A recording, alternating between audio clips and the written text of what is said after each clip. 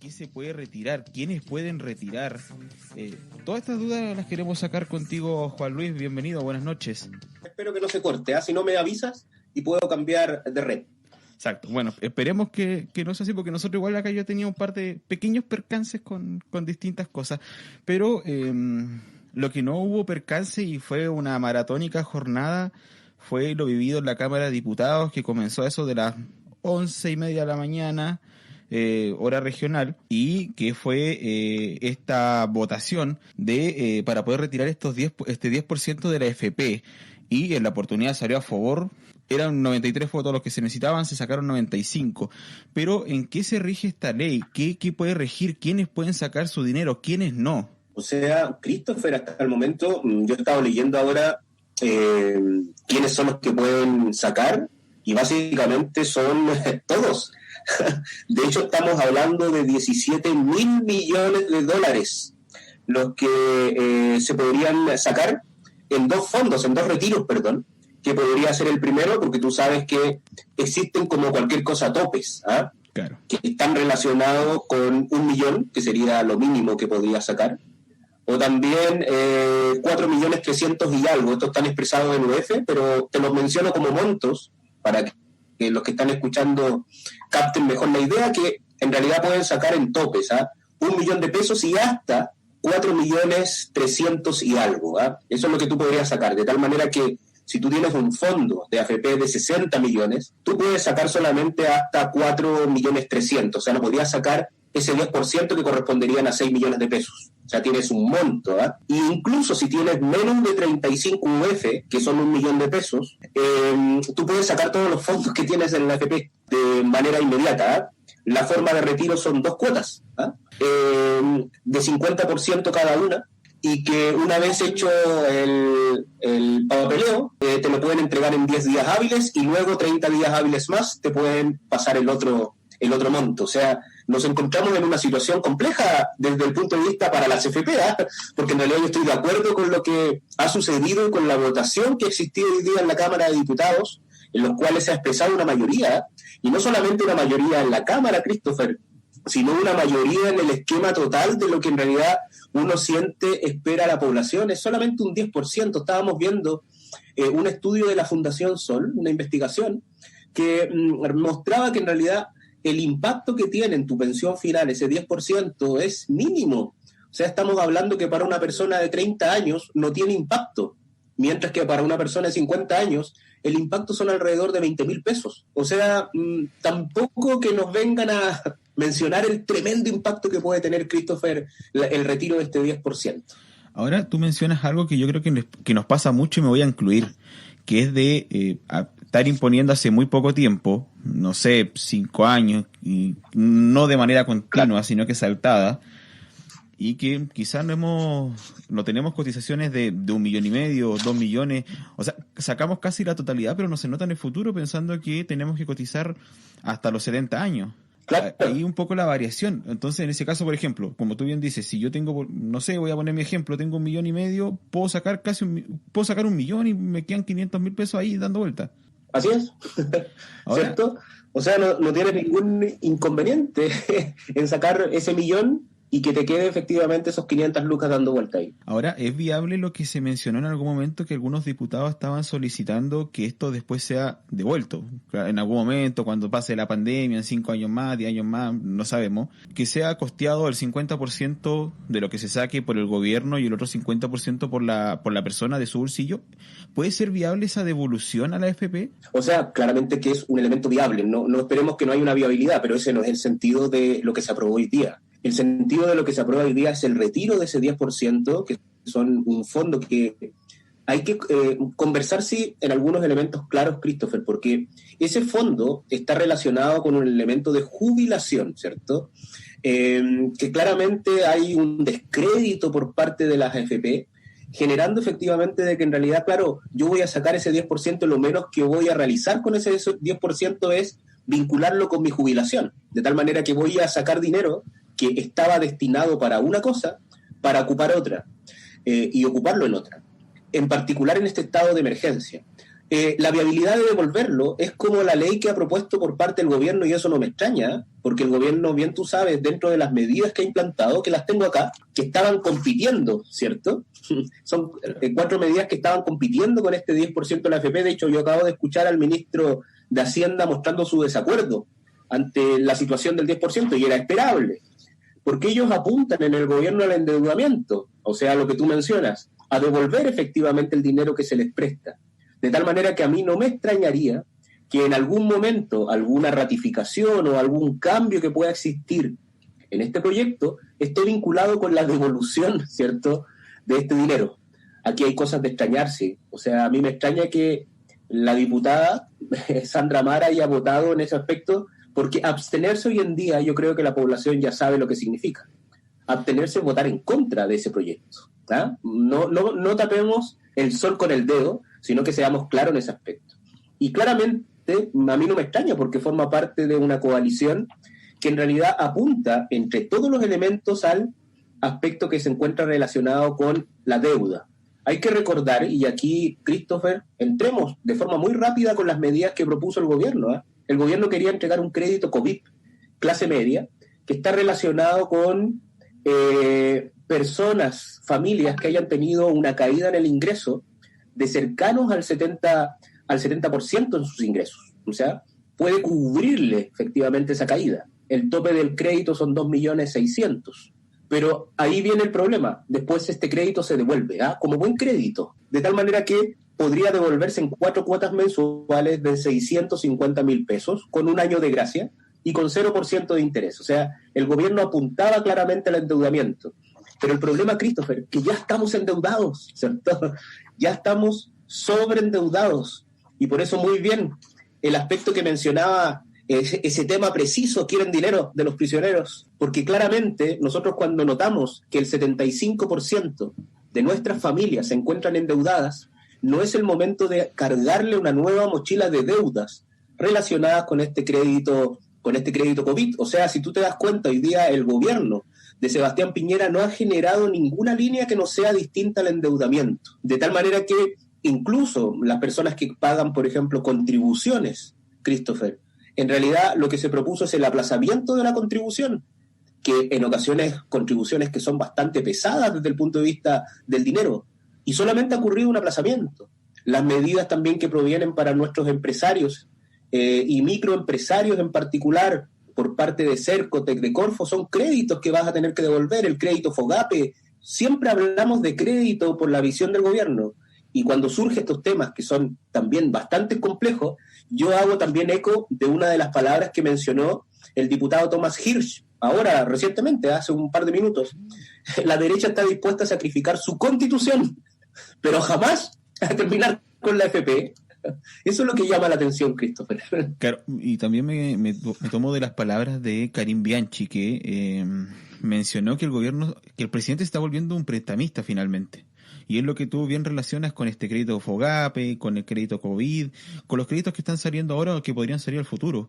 ¿Se está volviendo el presidente Piñera o el gobierno actual en un prestamista finalmente y no en una ayuda verdadera, que es lo que necesitamos en la actualidad? O sea, yo lo veo así, en realidad, pero es una visión, yo no puedo decir responsable, irresponsable, es una visión de su sector, que está relacionada. O sea, hay que recordar, por ejemplo, las palabras de Mañalich, cuando él mencionaba que jamás había pensado el nivel de hacinamiento que existía, por ejemplo, para las familias en Chile. Eso es desconocimiento de tu entorno, pues, Christopher. Eso es no saber efectivamente, y te falta calle entonces, pues, para ir a ver efectivamente y no hacer eco también de las palabras de el que ahora es ministro, creo, de Desarrollo Social, y que hablaba que nosotros teníamos 2 o 3 casas y una casa en la playa. O sea, si tú te das cuenta, es una burbuja muy distinta a la gran mayoría de los chilenos. Y nosotros lo hemos notado efectivamente en ese aspecto, porque los créditos es muy probable que puedan ser devueltos por familias que tienen los recursos para poder devolverlo. Pero luego de la pandemia es muy probable que muchas familias sigan endeudadas. Entonces, lanzarle un crédito que pueda tener una cuota de 650.000 pesos, Christopher, es una locura, es una aberración en estos momentos tan complejos que existen, y que en realidad, claro, nosotros vemos efectivamente el impacto, y seguro mañana, Christopher, porque tú eres como uno de los pioneros dentro de estas noticias como medio de comunicación, mañana esto va a ser la noticia en todos los periódicos. El contexto de cómo la mala negociación también que ha tenido el gobierno del presidente no ha sido capaz de llevar a consenso con la oposición. Entonces hemos visto que aquí están corriendo todos por un lado, por lados distintos. La oposición fuertemente por el aspecto de este 10%, y el gobierno por esa carrera del endeudamiento que ha sido claramente criticada por todos los sectores políticos. Ahora, cuando se habla de clase media, ¿a qué nos referimos con la clase media? Porque la idea de entregar este 10% a la AFP, hay algunos que han mencionado que es llegar a la clase media, y el gobierno dice que con los créditos FOGAPE va a llegar a la clase media, pero tú dices 4 cuotas de 650,000 pesos, ni un crédito hipotecario te sale la cuota de eso. Entonces, ¿quién es la clase media? ¿Cuánto gana una persona de clase media? ¿Existe clase media en el país o está la clase pobre y la clase millonaria? Es súper complicado eso, Christopher, porque depende de la medición que tú hagas, de qué es lo que denominas clase media, porque si nos basamos exclusivamente en los ingresos, Christopher, nosotros vamos viendo efectivamente que cuando nos fijamos exclusivamente en este aspecto de los ingresos, nosotros podríamos decir entonces arbitrariamente que tal vez una persona que gana por sobre el $1.000.000, sobre los 800,000 pesos, son clase media.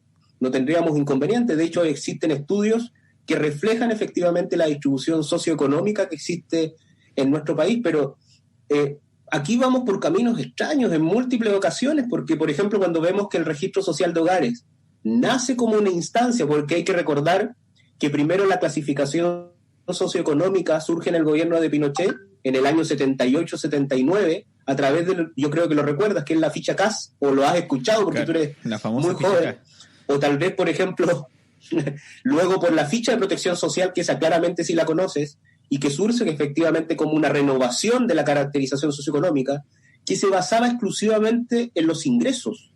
Pero sin embargo surge este registro social de hogares, que hoy día ha sido fuertemente también criticado, en el cual tú colocas el grado de vulnerabilidad de las personas, y quiere decir de que en realidad nosotros como país tampoco tenemos una certeza muy clara qué es lo que significa ser una persona de clase media. De tal manera que la crítica surgía, y tal vez podemos llegar a un consenso en eso, de que todos los planes que habían surgido hasta este momento, antes de la presentación del plan de estas 4 medidas para la clase media, eran para personas que tenían un porcentaje de vulnerabilidad bajo el 60%, el 70% inclusive. Pero sin embargo, cuando tú apuntas efectivamente, y para entender entonces lo que significa una clase media, podríamos entrar en el detalle de las medidas que plantea el gobierno. Porque si este es un subsidio para clase media, una persona de clase media tendría que tener un arriendo aproximado de 400,000 pesos. El gobierno considera, porque aquí genera un programa que es un subsidio de arriendo de clase media, en el cual va a poder generar 50,000 subsidios de hasta 150,000 pesos para personas que tengan arriendo hasta 400,000 pesos. O sea, quiere decir de que una persona que tiene un arriendo de 500,000 pesos, si bien es clase media también, pero quiere decir que yo marco una base, 400,000 pesos, que hoy en día yo he echado de menos, Christopher, la poca discusión e inclusión de las regiones. Aquí existen economistas, aquí existen personas que han trabajado durante mucho tiempo, que pertenecen a partidos políticos, y que no han estado en la discusión sobre ni estas medidas, ¿cierto?, y ha estado en la discusión solamente a través de sus representantes, que son los diputados, pero los diputados tampoco han hecho la inclusión de muchas de las personas que están en el ámbito académico para poder tratar de trabajar estos temas y definir efectivamente qué es lo que significa entonces clase media. Entonces, al parecer, Christopher, estamos en una discusión sin salida, porque no tenemos esa claridad. De hecho, aquí también se genera una ampliación al acceso del CAE para las personas que estén hasta el 90% de vulnerabilidad. O sea, hay una gran cantidad de topes, ¿verdad?, dentro de este aspecto. De tal manera que si tú me preguntas claramente para el gobierno qué significa ser una persona de clase media, es probable que tu remuneración tenga que estar entre 400, 500, 600,000 pesos, porque si tú ya tienes una remuneración tal vez de 700, 800,000 pesos, es muy probable que ya no puedas ingresar a estos beneficios, que obviamente no van a poder alcanzar para todos. Ahora, hace un par de jornadas le pregunté a la Serena de Hacienda, el Garcés, si ella pensaba que, por ejemplo, la AFP se habían gastado el dinero de todos los chilenos y no tienen cómo devolver la plata. Se me espantaron un poco, sí, debo admitirlo, pero el otro día escuchaba a Mauricio Vidal, colega de Radio Polar, y que hacía una pequeña crónica donde decía que la AFP, y bueno, estuve averiguando también en la Superintendencia de Pensiones, incluso el 45% de lo que tienen las AFP está invertido. En el exterior, la gran mayoría, cerca del 25%, y lo otro rondea entre Chile y Así partes es. de Sudamérica. ¿Es viable que, por ejemplo, se devuelve este 10% a, no sé, deben ser 10, 12 millones de chilenos, la AFP queden en cero o casi llegando al cero? Entonces, su negocio finalmente no está siendo viable para ellos finalmente con este retiro. ¿Puede pasar eso? Yo creo que no, porque en realidad si tú te fijas, a ver, el 10% es importante, ¿ah? Porque aquí yo tengo una noticia de la radio Bio Bio, ¿ah? Que menciona efectivamente que corresponde este 10% a lo que habíamos hablado, 17.000 millones de dólares, ¿cierto?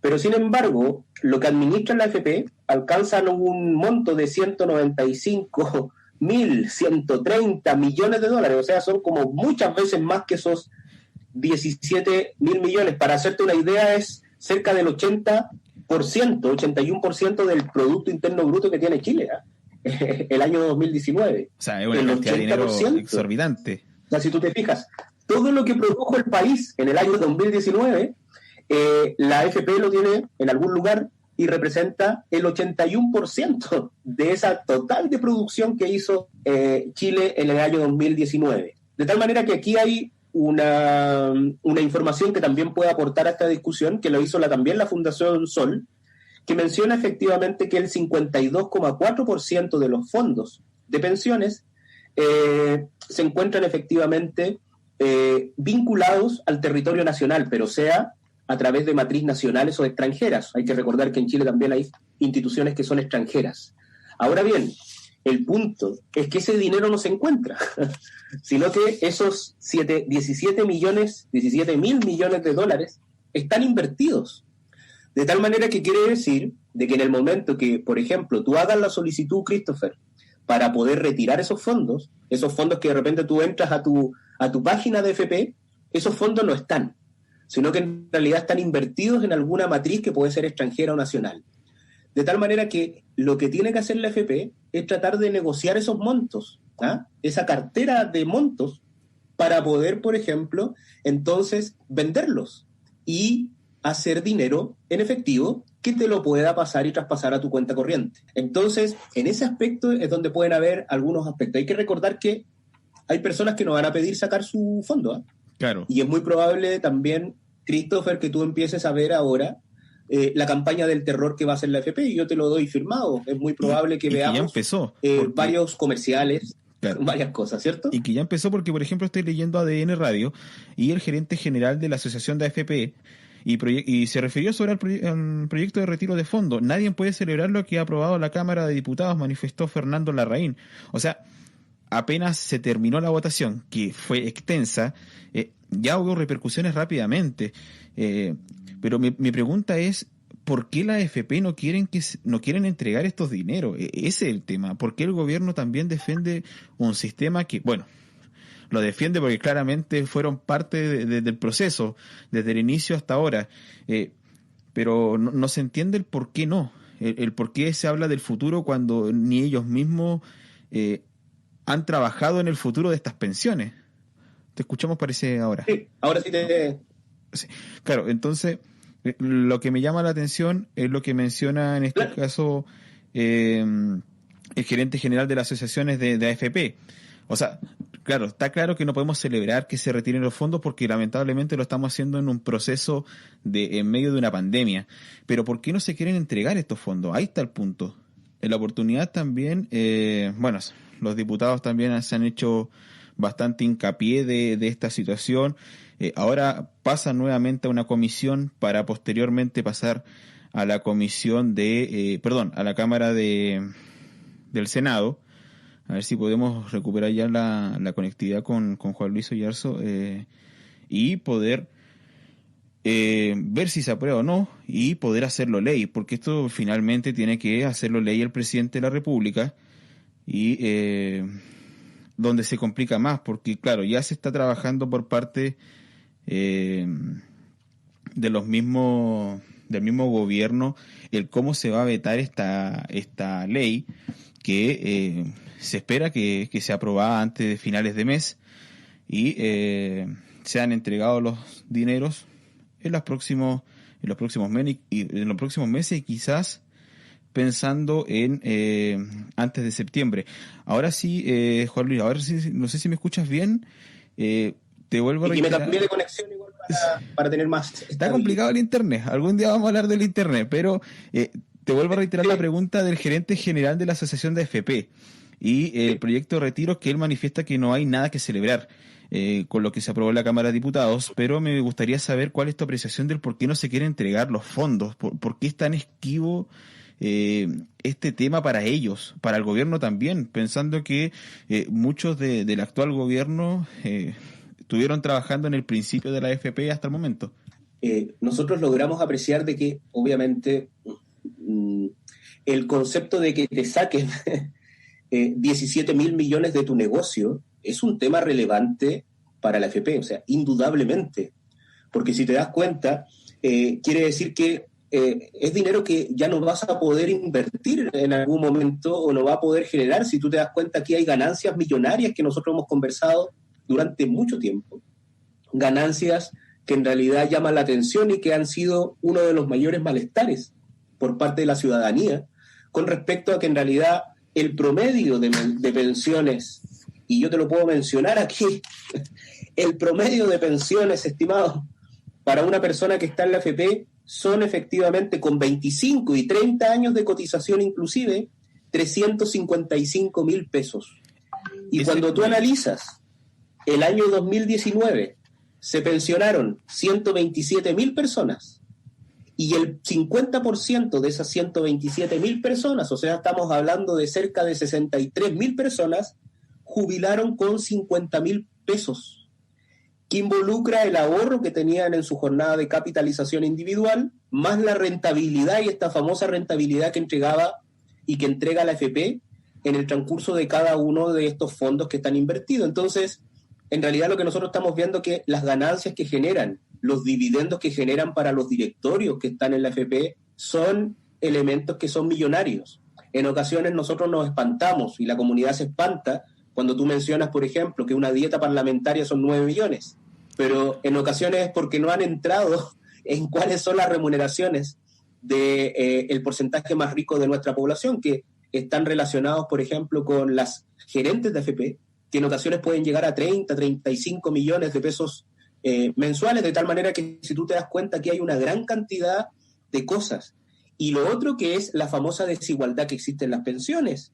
Ya lo hemos conversado, Christopher, en alguna ocasión. Un oficial, ¿cierto?, de las Fuerzas Armadas puede tener una pensión perpetua a todo esto de 2 millones de pesos. ¿Ah? La Armada, 900 lucas en promedio. Carabineros, 1 millón de pesos en promedio. Y frente a los 355.000 pesos, que quiere decir que te entrega una AFP, claramente que nosotros encontramos primero una distancia enorme. Pero por sobre todo, y respondiendo a tu pregunta, yo creo que está muy relacionado la reticencia a sacar los fondos a el contexto de que esto representa efectivamente un negocio millonario, Christopher. Un elemento que en realidad no tiene precedentes. Imagínate estar transando en el mercado extranjero el 80% del Producto Interno Bruto. O sea, si te das cuenta, es como... es más de lo que en ocasiones podría tal vez transar el gasto público y las inversiones que tiene el gobierno fuera, el Estado fuera. Entonces nos encontramos en una situación que hay que tener ojo, porque por un lado está el clamor popular, ¿cierto?, de que le gustaría incluso, tal vez si tú conversas con alguien de no más AFP, que le gustaría retirar todo y vámonos para la casa y cerramos las puertas de la AFP. Eso es difícil. Y yo creo que este 10% sí ha sido consensuado, ha sido con cordura, ¿ah?, pensando efectivamente que tú no puedes sacar todo y cierras las puertas, le pones cadenas por fuera y se cerró la AFP. Eso no lo puedes hacer porque traspasar entonces, si vamos a tener problemas solamente para traspasar este 10% que se encuentra invertido en diferentes lugares del mundo, quiere decir que imagínate si nosotros tuviéramos que tratar de sacar el 100%. ¿Ah? En ocasiones las personas piensan que tanto el dinero que tienen en la AFP como el que tienen en el banco está en una caja fuerte guardado y que cuando tú vas a buscarlo, ahí está. Y eso, Christopher, no es cierto. Todo el dinero que tienes en el banco, aunque sea 1 millón de pesos guardado en un ahorro, el dinero que tienes, por ejemplo, para tu casa, está sujeto a tasas de encaje, que quiere decir que hay un porcentaje que lo tiene el banco, pero que el resto anda dando vuelta como formas de préstamos, como forma de inversión, ¿cierto? O sea, se anda generando utilidades, efectivamente, para el mercado financiero, pero no para la persona que tiene entonces ese dinero ahorrado. Entonces, ese es el esquema económico, Christopher. Ahora, ¿sería viable, por ejemplo, si es que en algún momento, como tú dices, es difícil, yo igual también lo veo difícil, terminar con las AFP, poder hacer una APB, por ejemplo, como lo tiene el Banco Estado, una APB que te descuenta una cierta cantidad de dinero que uno mismo escoge mes a mes y lo puedes retirar cuando se te dé la gana, no sé, en diciembre, en enero, en marzo, de un día para otro? ¿Podría ser viable este método de ahorro? Pero mira, aquí hay que recordar algo, que también es interesante. El concepto de la jubilación es un tema que surge en todo el mundo y surge por la incapacidad en ocasiones, que puede ser por el poder adquisitivo bajo que tienes, o tal vez por la misma incapacidad de ahorrar, de tener efectivamente el dinero, porque si no, no existiría mecanismos de jubilación. O sea, primero, los seres humanos, nosotros, Christopher, tenemos una debilidad, ¿cierto? Y la debilidad es que en realidad no ahorramos en el futuro, porque ahorrar en el futuro es un sacrificio del presente. Entonces tú sacrificas cuando ahorras. Y hay personas que claramente hoy en día, siendo muy serios, no pueden ahorrar, porque ni siquiera les dan los montos. Hay que recordar que el 50% de los trabajadores en Chile, de la masa laboral de 9 millones, solamente efectivamente reciben menos de 400.000 pesos mensuales líquidos, de tal manera que no esperemos que ellos van a poder ahorrar. De tal manera que en todo el mundo surgen mecanismos que están relacionados con esa jubilación. Ahora, cuando surge el APB surge como una debilidad del sistema de AFP. Hay que recordar que la AFP no tenía inversión, o sea, quiere decir que esta distribución de fondos A, B, C, D no existía antes, sino que se formula efectivamente como una instancia para poder engrosar los bajos fondos que existían en cada una de la AFP, de tal manera que se les permitió a la AFP transar este dinero en inversiones en el mercado financiero como tal, para poder engrosar entonces las cifras que ya eran bajas. Entonces quiere decir de que luego se formula también el concepto del APB, del ahorro previsional voluntario, que también nuevamente es un negocio. Es como que tú estás colocando plata en algo que no funciona. Entonces, y sigues generando ese dinero con la APB. Y hay muchas personas que tomaron la APB como un aspecto también muy importante, porque la AFP hizo un muy buen trabajo en mostrarte de que si tú entregabas 14 lucas más, tú ibas a pasar de una jubilación muy mala y te iba a aumentar, por ejemplo, una jubilación un 15, 20%, lo que ibas a tener, por ejemplo, a pesos del día de hoy. Pero, sin embargo, el APB también es una falla del sistema. Entonces, aquí parece que la pregunta es más de fondo, Christopher. Exacto. ¿Qué sistema nosotros necesitamos? Necesitamos un sistema, al parecer, un poquito más que genere el concepto del bienestar. Aquí el Estado se escapó de esto, y este es un elemento que entiendo que se haya formado por los Chicago Boys, por la doctrina económica que tienen, y que en algún momento dio varios frutos, pero lo que no se entiende es que durante todos estos años, luego de la democracia, ha existido el mismo sistema e incluso hemos fortalecido a través de mecanismos legales elementos que potencian y que demuestran su falla, como la rentabilidad, como el ahorro previsional voluntario, sin la intervención por parte del Estado. Entonces, Christopher, y con esto ya a uno te voy mencionando que, primero, la salud privada, el concepto de la educación privada, nuestras jubilaciones privadas. La luz, y entonces, ¿cuál es el rol del Estado? Y es una lista gigante, finalmente.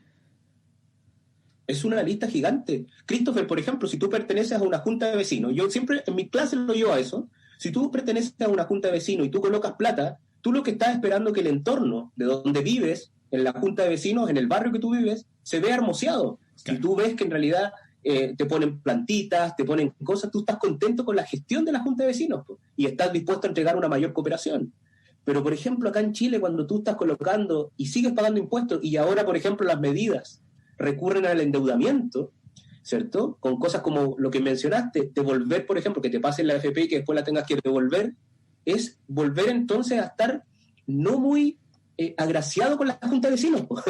El presidente de la Junta de Vecinos como que no funciona, porque en realidad todo lo lleva a la deuda y al elemento privado, de tal manera que ejemplos que pueden ser súper clarificadores. Por ejemplo, en España existe un IVA diferenciado, porque tú sabes acá, Christopher, que tú por todo pagas un 19%. Okay. Hay algunas cosas que están excluidas, como la educación, pero que en realidad también se hizo una triangulación, y quiere decir que también hay elementos ahí que en otra ocasión podemos conversar. Pero cuando nosotros hablamos de ese 19%, por todo, tú vas a comprar un medicamento, 19%, todo, por todo te dan boleta. Por ejemplo, en algunos lugares de Europa se notó y se dijo, en un estado tal vez distinto de bienestar, porque hay cosas que son importantes. Si quieres comprar un celular, si te quieres ir de viaje, págame un 23, 24% de IVA. Pero si tú quieres comprar un medicamento, ¿por qué te voy a cobrar IVA? Mejor te cobro un 3% por el medicamento. Por eso, por ejemplo, cuando hay alguien que va a España, se asombra, porque en realidad en una farmacia de partida es una farmacia, no te venden juguetes o golosinas como acá, sino que es una farmacia. Y efectivamente tú ves que los medicamentos son un 60-70% más económicos que en Chile. Porque quiere decir que tú entregaste aquí el concepto de todas esas regulaciones que están vinculadas con el bienestar. Se lo entregaste efectivamente a manos privadas. Entonces nosotros vamos viendo claramente, Christopher, que encontramos entonces que un mecanismo en el cual el Estado no participe, como el concepto de la capitalización individual que hoy en día tiene la AFP, e inclusive esa administración de fondos de pensiones que tú proponías, por ejemplo, que habías mencionado, no propones, sino que habías mencionado ocurría en el Banco Estado, son elementos que en realidad sigues dentro de esa misma lógica, ¿cierto? De entregarle el bienestar de los chilenos futuros y hacer que el Estado no se preocupe de aquello. Es una visión económica, Christopher. Ahora, mira, tengo un dato que me acaban de entregar, que algunas páginas de la AFP, ¿sí? En este caso Provida y Habitat, creo, están caídas, totalmente caídas, no reaccionan. Están como el internet de la región en algunos momentos. Y me hace una pregunta Hernán Quintana, un gran amigo del norte del país, que yo sé que estuvo las 8 horas por lo menos pegado a la tele. Y me pregunta, ¿es viable que se caiga la bolsa con esto que pasó hoy día? ¿Mañana haber una repercusión en la bolsa?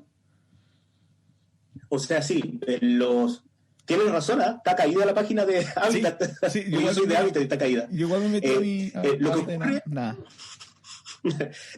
Qué curioso, ¿ah? Qué curioso. Lo que ocurre, por ejemplo, con el aspecto de la bolsa, claro. Mira, Christopher, la bolsa, para las personas que tal vez quieren adentrarse en ese mundo, funciona por la especulación. O sea, yo especulo, ¿cierto? Claro. ¿Qué es lo que va a suceder? El dólar también, Christopher. O sea, quiere decir que, por ejemplo, aquí existe una baja del peso chileno. De inmediato nosotros, para poder cuidar nuestro dinero, vamos a tratar de comprar dólares porque sentimos que es una moneda más estable. Va a ser tanta la locura de comprar dólares que el precio del dólar va a subir. Claro. Y cuando ocurre efectivamente que yo quiero deshacerme de esto, el precio del dólar empieza a bajar. De tal manera que lo que va a ocurrir en la bolsa mañana, y eso te lo doy firmado, ¿eh? Si quieres, es que esa especulación va a provocar que haya muchos de los que han comprado acciones de la AFP que la quieran vender. De tal manera que la va a vender más barata de lo que está. De tal manera que estas inversiones van a empezar a bajar del punto de vista, porque si yo fuese un inversionista en AFP, en este momento, yo como Juan Luis Oyarzo, yo lo que haría es, toma, yo me deshago, yo no quiero estar en este entuerto, y quizás incluso habría que ver si ya algunos ya empezaron a venderlas, porque hay que recordar que hay información privilegiada también en este aspecto, del cual en ocasiones, con el afán de deshacerme, por ejemplo, de algo, es como un fierro caliente ahora el AFP. Entonces, si yo tengo inversión, ese fierro caliente lo quiero soltar, ¿ya? Y eso es lo que va a suceder efectivamente mañana y estos días en la bolsa, y van a ser las noticias que van a estar rondando entonces en el transcurso de esta jornada. Oye, FP Modelo igual, caída totalmente. no, nada. O sea, es como extraño porque esto es como un golpe, aparte que es para ser un golpe para el gobierno.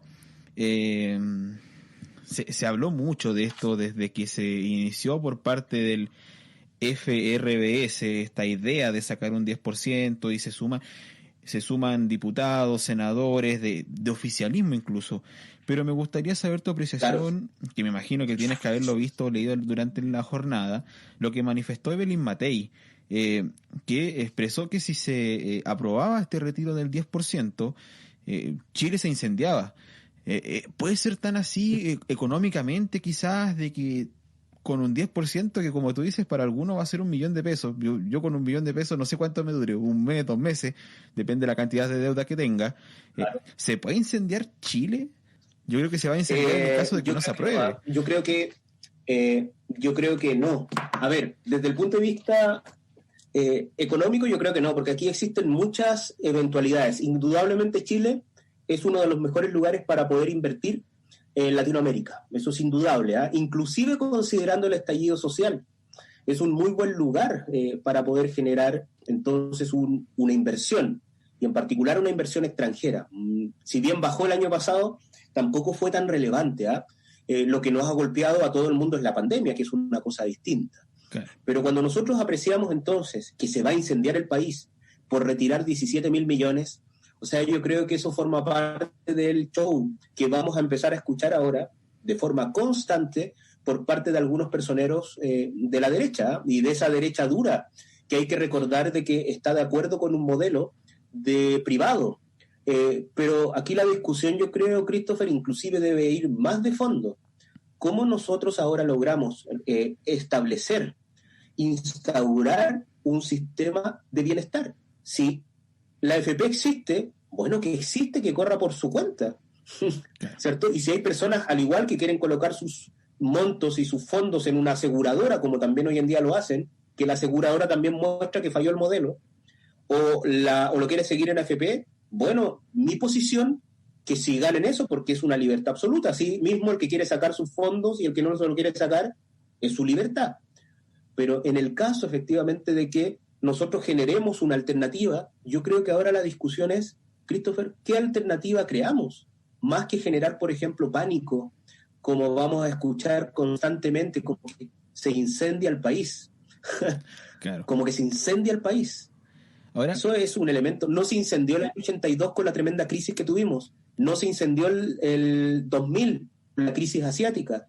No se incendió el 2008 con la crisis subprime que existió de la hipoteca. Y se va entonces por 17.000 millones de dólares, que ni siquiera representa un monto considerable del Producto Interno Bruto. Lo que rompe sí es el modelo de la AFP. ¿Eh? Claro. Ahora, a ver, uno, claro, habla de esto y empieza a hablar de las campañas políticas porque acá va todo ligado. Esto es como una trencita. Finalmente agregamos uno, metemos otro, pasamos a otro y así. Va a afectar también, porque puede pasar que afecte también en las campañas. O sea, hay que recordar que hay empresas privadas que ponen sus lucas para ciertos candidatos. Entonces, a ver, es un cúmulo de cosas que también nos puede afectar en un momento de... Me llegaba el comentario, por ejemplo, nos puede subir hasta el kilo de arroz. ¿Por qué no? O sea, esto va a ser como una vendetta, va a ser como una cacería de brujas finalmente de parte del gobierno o de las personas que estaban en contra de entregar este 10% en el caso de que se llegara a aprobar, a las personas común y corriente que todos los días salen en la mañana a trabajar y llegan a la última hora a su casa a dormir finalmente. O sea, mira, yo creo que lo que tú mencionas lo vas a escuchar de forma constante, esa campaña del terror, que tal vez hasta el kilo de arroz te va a subir, etcétera. La mayoría de los elementos que están relacionados con la instauración de precios, al igual como se instauró en un determinado momento, se rigen por el mercado. Claro. O sea, quiere decir por la oferta y la demanda.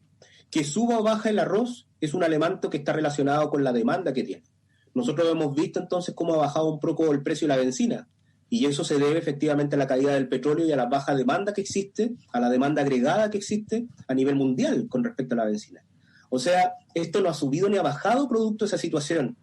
De tal manera que, por ejemplo, es poco probable de que empecemos, por ejemplo, a emitir incrementos o decaimientos de alimentos, producto entonces por un fondo y por una vendetta que proviene de la AFP. O sea, esa vendetta estaría relacionada efectivamente con una poca regulación. Si sucede, quiere decir que Chile, y eso es una demostración de que el grupo económico que existe a nivel global, a nivel nacional, es un monopolio, que tal vez tiene el control efectivamente de los precios, pero también no puede subir el precio de forma permanente, porque quiere decir de que nosotros somos seres humanos que vamos a buscar algún sustituto. Es lo que ocurrió, por ejemplo, cuando hubo el estallido de gas. El ministro de aquella época, me recordarás, pero creo que era Raineri, que hoy día yo creo que soy uno de los pocos que lo recuerda, al ministro de Energía, pasó de ese momento, pasó rodando, ¿cierto? Sí. Hay que acordar que en ese gobierno asumió Goldberg. Claro. Había planteado la subida del gas, ¿cierto? Claro. Y el gas es un monopolio.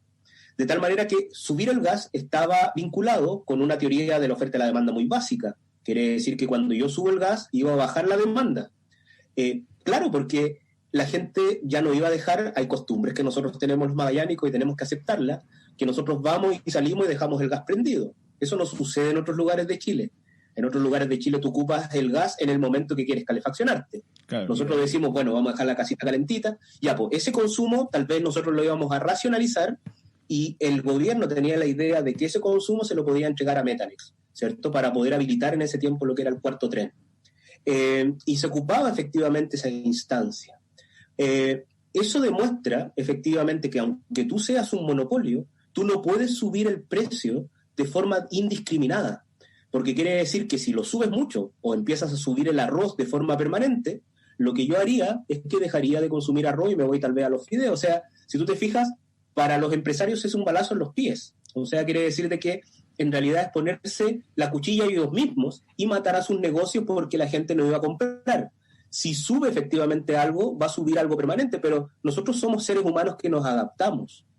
Y esa adaptación se basa entonces en esa famosa teoría de la oferta y la demanda.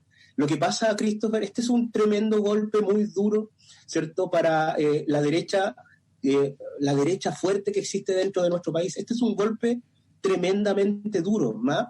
No he tenido tiempo de analizar cuáles han sido las votaciones como tal, para ver qué persona ha votado y qué persona no.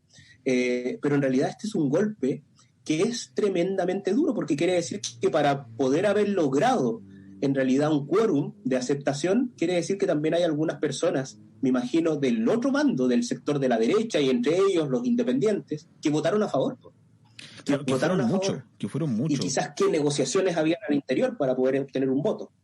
Claro, que fueron muchos y que claro, se mostraba como algo, por eso se muestra como algo histórico, porque finalmente el oficialismo y parte incluso de la derecha dura vota a favor de este proyecto y es un golpe bajo al gobierno de Sebastián Piñera.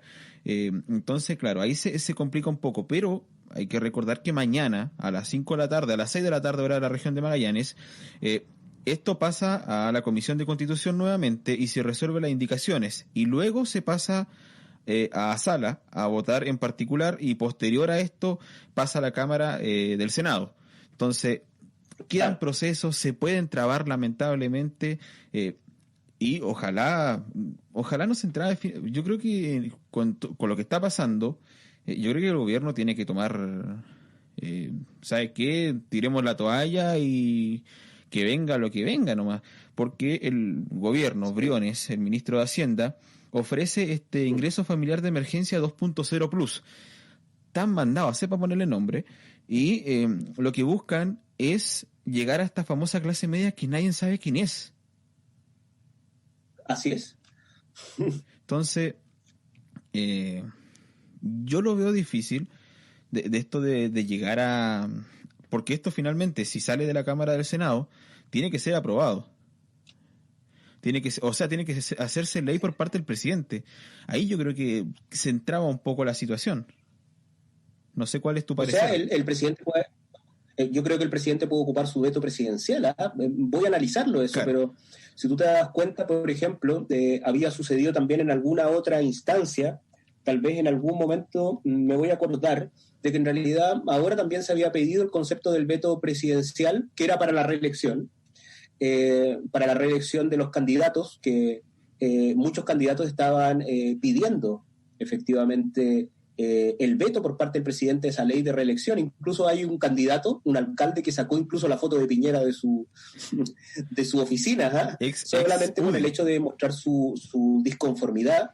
E incluso hay palabras que son súper complejas de algunos candidatos, que no eran candidatos, sino que de algunos alcaldes, que no van a poder ser reelegidos, producto efectivamente de esa medida a la cual el presidente no vetó. Entonces quiere decir de que hay que analizar, porque también puede vetar esta medida en alguna instancia. Hay que recordar que es el hermano de Piñera el que inventa este concepto de la AFP. Hay algunas personas que piensan que este modelo de AFP lo trajimos de algún otro lugar del mundo. Ese modelo se inventó acá, o sea, y fue tan potente que se adaptó en múltiples lugares. Hay que recordar que Perú lo tenía, hay que recordar que Argentina también lo tenía, pero lo derribó, ¿cierto? Porque era un modelo en el cual no había por parte del Estado. El Estado nos hacía cargo de nosotros, de tal manera que generabas una jubilación estándar sin mayor intervención por parte del Estado. O sea, nuevamente el presidente de la Junta de Vecinos se hacía el leso, y se hacía el leso porque ahora esto le estalló a Sebastián Piñera. Pero sin embargo hay que recordar que esto es un hecho histórico. Nosotros, como Concertación, como nueva mayoría, aceptamos el modelo durante mucho tiempo. O sea, tampoco hubo un cambio, también hay que hacer un mea culpa. Sin embargo, ahora le estalló efectivamente en este momento, que tampoco es la eliminación de la AFP, es solamente el 10%. Es solamente el 10%, y hay personas que tal vez no lo saquen. No sabemos cómo va a reaccionar la AFP. Es muy probable que la AFP haga alguna promoción, haga alguna cosa extraña, ¿cierto? Que efectivamente, por ejemplo, genere un modelo de depósito a plazo, en los cuales tú puedes ir manteniendo ese dinero y te va entregando las utilidades que tal vez te está entregando ese dinero en el transcurso del tiempo. No sabemos, porque quiere decir que es muy probable que la AFP ya esté pensando. No creas que no tienen un elemento estratégico para poder mantener a las personas dentro de eso y generar efectivamente tal vez instancias. Hay que recordar que en Perú se permitió el retiro, pero el retiro de casi todos los fondos de AFP. Y resulta que las últimas noticias muestran, no el diario, sino las noticias ahora actuales, muestran efectivamente de que en realidad la mayoría de esas personas ahora no les queda ni una, ni un solo dinero del dinero que les entregaron, y que era la mayoría parte de sus cuentas de AFP. Entonces quiere decir que también aquí hay que ser responsables. Aquí es solamente el 10%, pero ese 10% en su conjunto representa ese golpe que nosotros habíamos hablado, Christopher. Un golpe tremendo al ego empresarial. En la mañana, durante la mañana, el presidente Sebastián Piñera, junto al ministro Briones y otros ministros y parte de la bancada de la derecha, de la centro derecha, tuvieron varias conversaciones, y en esto, claro, se había adoptado de que se iba a votar en contra de esto, y finalmente pasó lo contrario, porque, por ejemplo, los militantes UDIs que votaron a favor del proyecto fue Celso Morales, Cristian Moreira, Pedro Álvarez Salamanca y Virginia Troncoso. Los RN, Eduardo Durán, Miguel Mellado, Leonidas Romero, Ramón Galleguillos, Erika Olivera, que llamó mucho la atención, Hugo Rey, Araceli Luquén y Andrés Celis, además del independiente pro RN Pablo Prieto. Y se obtuvo, por ejemplo, de RN, Mario Desborde, que en su momento dijo que iba a votar a favor de esto, Francisco Iguren, Bernardo Berger, Sofía Cid, entre otros, Paulina Núñez también, pero que en realidad absteniéndose es como darle ese pasito a aprobar sin votar finalmente, pero así es. Claro, es jugar. Yo creo que entre los partidos de oficialismo y el gobierno no están transando nada. No sé cuál es la mirada tuya, tú también perteneces a un partido político de la actual oposición, pero por ejemplo el voto de Erika Olivera fue Erika Olivera fue una de las que estaba en contra de entregar el 1, el 10, el 5, lo que sea de la AFP, y de repente aparece votando a favor. Es que mira, aquí en realidad nosotros nos encontramos en un estado de emergencia. O sea, cuando tú primero planteas, hay que recordar que ese ingreso familiar de emergencia 2.0, que era propuesto por parte del gobierno, eran solamente 60.000 pesos en primera instancia. Claro. Y luego por este grupo transversal de economistas, en los cuales yo reitero, no se consideran las regiones extremas. De forma constante nos dejan, de cierta manera, aislados. Y tampoco los parlamentarios hacen uso tal vez de las universidades que existen acá para interiorizarse un poco más. Generan el incremento entonces de ese ingreso familiar de emergencia de 60.000 a 100.000, pero por esa visión que tenían los economistas de que durante la década del 90 y en algunos años también de la década del 2000, nosotros tuvimos un superávit en el ahorro. Chile tiene dinero ahorrado, que por supuesto yo no estoy llamando a que las autoridades lo gasten todo, pero sin embargo, las familias, ¿cuándo ahorran? Las familias ahorran para tal vez comprarse un bien seguro un poco, ¿cierto? Hay familias que no pueden ahorrar, pero en ocasiones es muy común escuchar a familias que ahorran para que si pasa algo, si hay alguna emergencia, yo pueda ocupar ese ahorro. Chuta, ¿y qué mejor emergencia que el coronavirus? Que la pandemia que existe hoy en día. O sea, claramente en algún momento hay que, y lo mencionó también Velasco, ¿cierto?, que fue ministro de Hacienda en el primer gobierno de Bachelet, que hay que tocarse un poco los bolsillos, efectivamente, para generar planes que estén un poquito más engrosados desde el punto de vista del beneficio que le podemos entregar entonces a familias que han perdido básicamente todo. O sea, cuando nosotros revisamos, por ejemplo, esto no es una situación solamente de la vulnerabilidad y la pobreza. Nosotros vemos, por ejemplo, personas que han tenido que cerrar sus negocios. Estas personas que de repente tenían su negocio en la calle y que vendían tal vez churros, ¿cierto?, en Bories, o el negocito también, se han tenido que reinventar. Hay otros que han entrado al delivery. ¿Y cuál es el rol entonces que tiene, por ejemplo, nuestras autoridades locales? Cuando tú me hablabas, por ejemplo, de la Seremi de Hacienda, de la Seremi de Economía, yo constantemente veo reuniones, pero ¿cuál es el rol? ¿Cuál es la discusión? ¿No ha citado a los académicos de la Universidad de Magallanes? ¿No ha citado, por ejemplo, a los académicos de la Universidad Tecnológica INACAP? ¿No ha citado al observatorio? En INACAP hay un observatorio también laboral. Tampoco se ha vinculado efectivamente con ese aspecto. Y lo que es peor, tampoco ha presentado ningún proyecto, siendo que hay una prestancia política por parte del Consejo Regional para presentar proyectos que puedan entonces fortalecer el estado de emergencia y ocupar entonces el FNDR que nosotros tenemos disponibles y también el Fondema. De tal manera que el Consejo lo que ha hecho es reprogramaciones de los fondos, tratar de cambiar un fondo para poder presentarlo y generar, por ejemplo, esta instancia.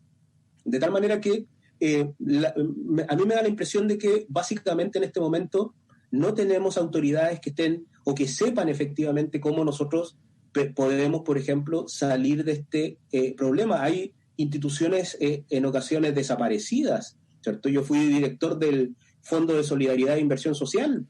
No lo vemos, siendo que es una instancia y una de las instancias fundamentales para fortalecer a nuestras familias. El Ministerio de Desarrollo Social, ¿cuáles son los proyectos?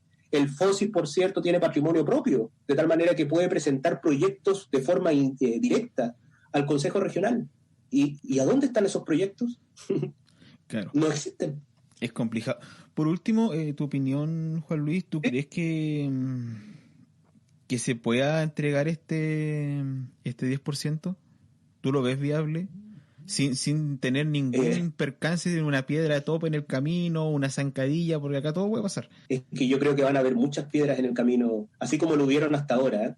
Yo creo que van a haber muchas. A mí no me sorprendería que en alguna instancia esto se pueda, por lo menos, atrasar. Hay que ver todos los aspectos. Ahora viene la negociación en el Senado, que en realidad que un senador vote en contra de un proyecto para sacar el retiro es ponerte una soga al cuello, ¿verdad? Y pensando no que es se viene la popular, campaña. sacrificas tu candidatura. Claro. No es el momento, ¿cierto?, para ponerte de esa manera. Pero los pueden surgir de algunos elementos paralelos, como habíamos hablado, tal vez un veto presidencial, yo no sé si es posible, o tal vez, por ejemplo, alguna ramita que tal vez alguno puedas mencionar como un elemento anticonstitucional, ¿cierto? Claro. A pesar de que no tiene nada de anticonstitucional. Pero todos esos elementos van a empezar a surgir y en algún momento, Christopher, nosotros podríamos ver de que en realidad, claro, este elemento se pueda generar y retrasar producto de todas esas negociaciones que van a existir. Somos expertos, ¿cierto?, en ese elemento de repente de generar un poquito de burocracia, claro, para que las cositas tarden un poquito. La discusión está dando un poco vuelta, así que esperemos que este caso no sea el caso, y en particular porque, nuevamente repito, es un 10% del total de estas ganancias millonarias que han existido durante pero mucho tiempo. Cuando tú ves que las utilidades de un organismo como la AFP son millonarias, quiere decir de que esas utilidades van a los directorios, ¿cierto?, a los inversionistas de esa AFP, de tal manera que si ya ganaron tanto dinero durante tanto tiempo, no seamos egoístas y entreguemos efectivamente ahora en este momento. el dinero necesario. Y con esto termino, Christopher. Yo lamento, sí, porque lo que va a suceder es que hay personas que van a sacar el dinero de la AFP y lo van a sacar efectivamente para cubrir cosas a las cuales ese dinero no estaba destinado, ¿cierto? Es como una familia que destina el dinero para comprarse tal vez un automóvil y en algún momento ocurre una emergencia y tiene que sacar ese dinero del automóvil para destinarlo a otra cosa. Es como cuando uno saca el préstamo para pagar otro préstamo. Claro, eso es lo que me apena, porque quiere decir de que entonces, cuando ese dinero lo sacas, por ejemplo, para ver un tema de salud, o para pagar otra deuda, o algo, es dinero que va a pasar a tus manos y va a desaparecer, ¿cierto? Y que va a estar destinado a otra cosa, ¿cierto? Que no es efectivamente tu jubilación. Entonces, tener que llegar a esta instancia, a donde tú sacas el dinero para cubrir otras cosas, muestra efectivamente la debilidad que estamos hablando, Christopher. Debilidad que está relacionada con nuestro sistema de salud, debilidad que está relacionada con el aspecto de un CAE que todavía existe pendiente. Imagínate, yo salí a los 25 años de la universidad, yo todavía estoy pagando mi fondo solidario en la universidad, ¿cierto? Y ya tengo 43 años. O sea, si tú te das cuenta, quiere decir, chuta, es un elemento que siempre está dentro de este modelo que se ha generado, la creación de un modelo. Hay que recordar que Milton Friedman, cuando viene con los Chicago Boys, denomina, hay algunos reportajes, que denomina a Chile como el milagro chileno, pero por sobre todo porque instauró un laboratorio económico aquí. Nosotros fuimos conejillos de India, de un sistema que funcionó y que dio frutos durante un momento determinado, pero que tampoco durante el retorno a la democracia nosotros hicimos algunos cambios para poder fortalecer o cambiar parte de ese modelo que Milton Friedman dio resultado, pero que luego se transformó tal vez en cualquier cosa. Exacto. Juan Luis, muchas gracias. Yo creo que te vamos a molestar en alguna otra oportunidad, capaz que te podamos tener de panelista acá, porque en realidad hay muchos temas y cuando se habla de economía es difícil un poco darse a entender, porque dicen que las matemáticas, los números son exactos, pero de repente no son tan exactos, de repente igual tiene sus trabas medias complejas. Y sobre todo en lo que está sucediendo, me interesa saber de repente, por ejemplo, quién es la clase baja, media, alta, súper alta. Son temas que yo creo que me interesan a mí, le interesan a la gente ir conociendo mayores detalles, así que te estaremos molestando en alguna otra oportunidad.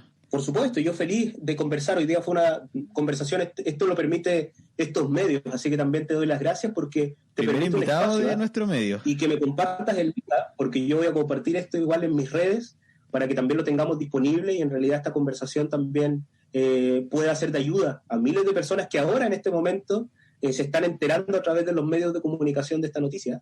Exacto. Y como yo te decía, primer invitado, así que vienes a inaugurar nuestra casa, nuestro medio digital, así que bueno, esperamos tenerte muchas veces, Juan Luis, y muchas gracias, estaremos en contacto. Por supuesto. Un abrazo. Que estés ya bien. Pues, Christopher, que tengas una tremenda jornada y éxito también en este tremendo que necesitamos este tipo de comunicación. Éxito. Exacto. Muchas gracias, Juan Luis, que estés bien. Chao, chao.